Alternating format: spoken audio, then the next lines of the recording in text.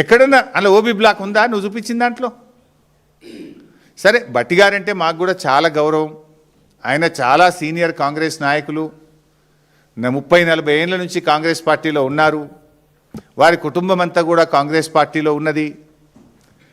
అత్యున్నత హోదా పొందే అవకాశం ఉన్నటువంటి నాయకుడు భట్టి గారు.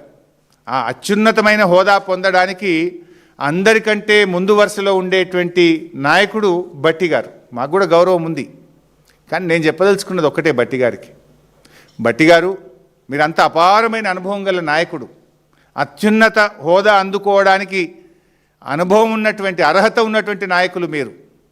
దయచేసి మీరు రేవంత్ రెడ్డి గారి కళ్ళల్లో ఆనందం కోసం పనిచేయకండి.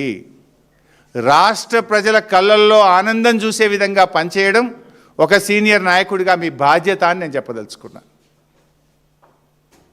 అందుకే మీ కాంగ్రెస్ పాలనలో జరిగిన బొగ్గు స్కామ్లో ఒక సిట్టింగ్ జడ్జి చేత, సుప్రీంకోర్టు హైకోర్టు సిట్టింగ్ జడ్జి చేత లేదా సిబిఐ చేత విచారణ జరపాలని చెప్పి నేను డిమాండ్ చేస్తూ ఉన్నా.